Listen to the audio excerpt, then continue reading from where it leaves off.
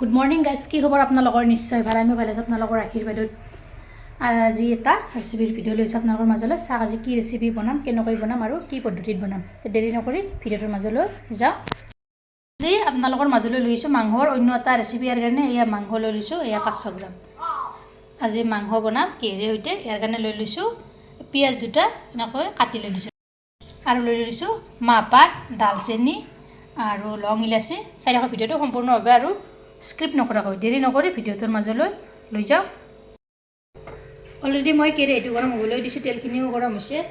ইয়াতে এতিয়া মই পিঁয়াজ আৰু গোটা মছলাখিনি দিলোঁ, লং ইলাচি, ডালচেনি। প্ৰথমতে পিঁয়াজখিনি মই ৰংচঙীয়া কৰি ল'ম। সহজ পদ্ধতিত আজি বনাম মাংসৰ তৰকাৰীখন।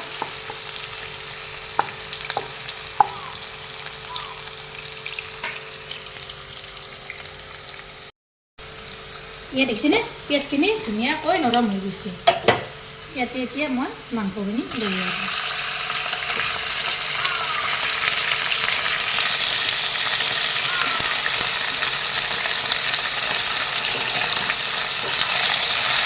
মাংসখিনি এনেদৰে অলপ কৰি ইফালৰ পৰা লৰাই যাম।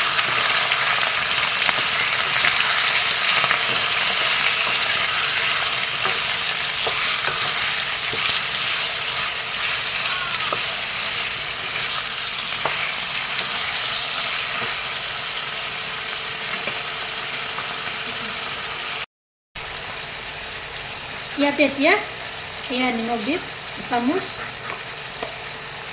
হালধি গুড়ি দিছোঁ এচামুচ, তাৰপিছত ধনিয়াৰ গুড়ি দিছোঁ এচামুচ, জিৰাৰ গুড়ি দিছোঁ এচামুচ, জলকীয়া গুড়ি দিছোঁ এচামুচ। এইখিনি মিলে অলপ কৰি এফালৰ পৰা লৰাই যাম।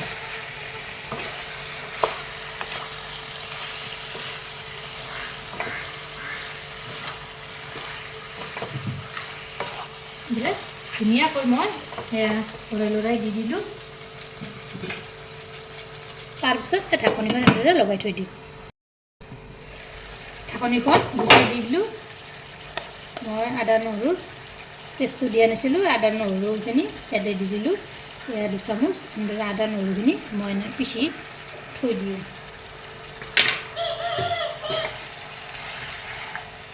এইখিনিও একেলগে ইয়াৰে লগত লৰাই দি দিলোঁ।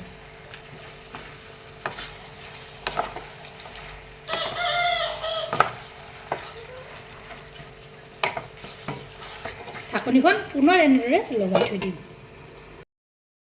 এয়া কেইমিনিটমান যোৱাৰ পিছত মই ঢাকনিখন গুচাই দিলোঁ। দেখিছেনে এই মাংসৰ পৰা এয়া পানীবিলাক ওলাব ধৰিছে। মাংসৰ পৰা পানীবিলাক সম্পূৰ্ণভাৱে ওলাবলৈ দিব, তেতিয়াহে সোৱাদ লাগিব। ইয়াত মাংসৰ তৰকাৰীখন তলপৰ কৰি লৰাই দিলোঁ এবাৰ। তাৰপিছত ঢাকনিখন আকৌ এনেদৰে লগাই থৈ দিম। এয়া কিছু সময় যোৱাৰ পিছত মই ঢাকনিখন গুচাই দিলোঁ। দেখিছেনে এয়া মাংসৰ পৰা পানীবিলাক নাইকিয়া হৈ গৈছে। ইয়াত মাংসৰ পৰা এনেদৰে তেল ল'ব ধৰিছে। একদম ওচৰৰ পৰা দেখুৱাই দি দিছোঁ। এনেদৰে ভাজোঁতে যেতিয়া মাংসৰ পৰা তেল ওলাব, তেতিয়াহে তাত অলপ পানী দি দিব। পানী অলপ এড কৰি দি দিব।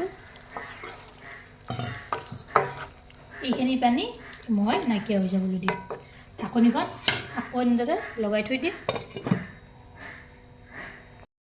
এয়া মই ঢাকনিখন গুচাই দিলোঁ। এয়া গ্ৰেভিটো চাওকচোন কেনেকুৱা আছে। আপোনালোকেও এনেদৰে এবাৰ ট্ৰাই কৰিব।